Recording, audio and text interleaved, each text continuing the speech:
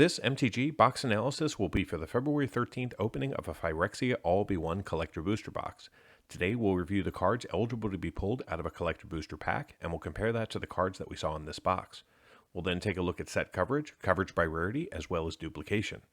From a value perspective, we'll look at the value of the cards we could have seen in a Collector Booster pack, the price trend for the full set including the first pre-release week, and we'll break down the actual observed value in this box. Then we'll close it out with a summary. And for this box opening, we're also going to compare the results of this box to another Collector Booster box opened on the channel. If you want to go deeper into the analysis and see all of the metrics for this box, plus at least 75 others, simply join the channel at the Give Me the Data level. Let's start things off by taking a look at what we saw in this box. This chart shows all the non-foils that we saw in green, the foils that we saw in orange, and the set in gray as the baseline. In the non-foil space, we were eligible to see everything from the showcase category to the extended art category on the chart. In these 12 packs, we ended up seeing 18 showcase, 5 borderless, 1 Phyrexian, 12 step and complete, and 15 extended art cards, 3 of which were jumpstart rares in non-foil. In the traditional foil space, we saw a variance of 3 cards between the primary colors of Magic, with black and red having 12 cards each, and white, blue, and green each having 15. We also saw 15 foil showcase, 3 borderless, and 5 extended art in foil. Not shown on this chart, but also we received 8 non-foil extended art cards and 1 foil extended art card from the Commander subset.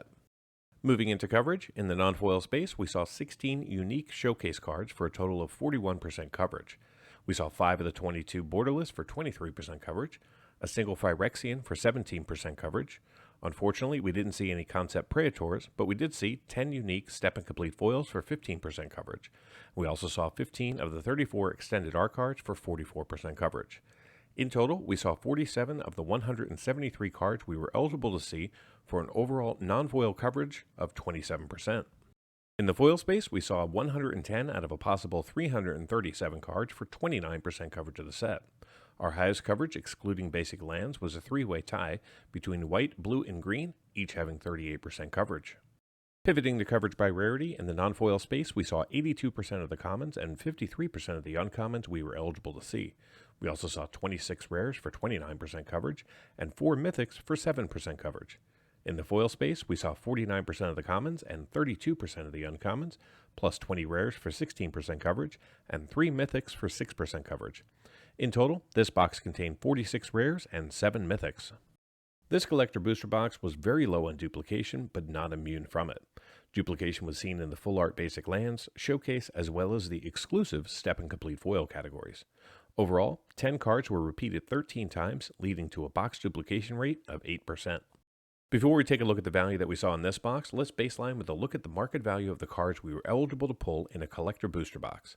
This chart shows the 444 cards that can be pulled out of a Collector Booster Box. However, the prices on your screen are using non-foil market prices from February 11th, 2023. Currently, there are 47 cards valued over $10, 30 cards valued between $5 and $10, and 59 cards valued between $1 and $5. The remaining 308 cards are valued under $1. Now let's take a look at the value trend for this set. The official release date for this set was February 10th, and as such, I'll only be comparing the set value for the past couple of days. The chart you're looking at does show all 454 cards in the set available at release by category using non-foil prices. The 261 cards from the main set have increased 2% or $8.35 in just a few days. The showcase cards have dropped about 72 cents. The 22 borderless cards have increased by $7.29. The 6 Phyrexian text cards saw a drop of $5.16 in total. The 5 concept Praetors are extremely stable, only losing 59 cents of their value. The largest monetary gap is in the step and complete foils. These cards have dropped another $37.94, which is about a 3% decrease in a single day. The 34 rare extended art cards are up 22% or $8.59, and the basic lands and jumpstart cards are largely unchanged. Overall, the 454 cards are performing quite well, only losing about $20.39 in value or about 1% in a single day. I'll continue to report on this metric for a few weeks so we can see how this set stabilizes. Now that we have an understanding of the value and how the set is trending, let's take a look at the actual value that we saw in this Collector Booster Box starting off in the non-foil space.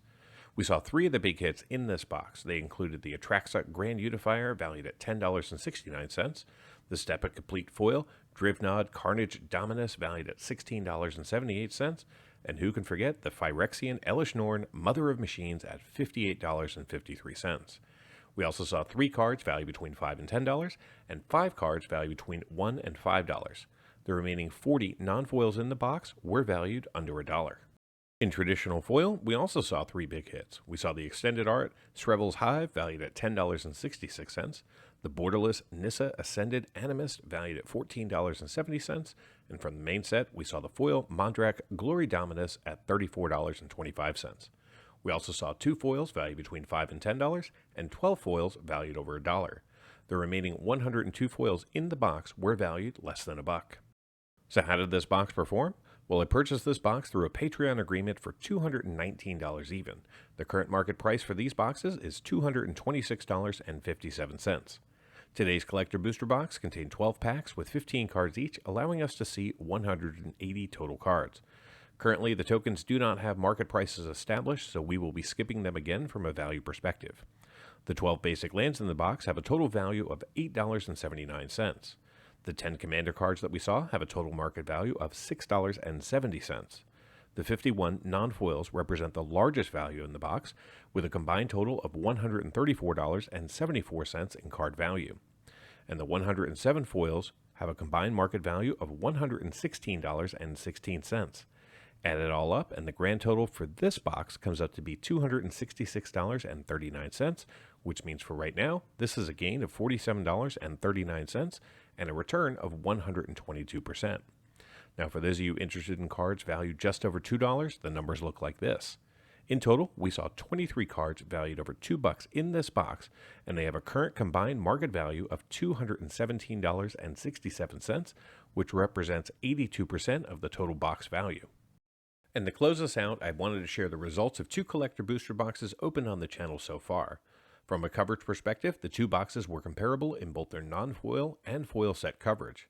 Today's box did have slightly more duplication than the previous box, but it wasn't a significant difference. From a rare and mythic perspective, box 1 had less rares with 44, and today's box had 46. However, box 1 did have 1 additional mythic with 8, and today we only saw 7. Now, the prices I'm about to show you are all based upon market prices from February 11th, 2023.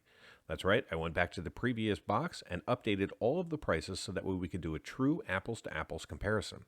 From the Commander subset, the first box saw 12 cards, whereas today's box only saw 10. The quality of the Commander cards in box 1 was also much higher. That led to box 1 besting today's box with 4 times the value at $31.25. In the non-foil space, box 1 did see less cards, however the value of those cards was much higher, seeing a total value of $188.80, whereas today's box only pulled in $134.74. In the foil space, including the basic lands, the 2 boxes were pretty similar, with box 1 having just $7 more in value. Add it all up, and box 1 is the clear victor with $352.32 in total card value using today's market prices. Both boxes are still a gain, box 1 being $122.31 and box 2 being $47.39, despite paying less for box 2 than I did for box 1. Stay tuned to the channel for more Phyrexia All-Be-One box openings and more MTG Box Analysis. Until next time, do something amazing.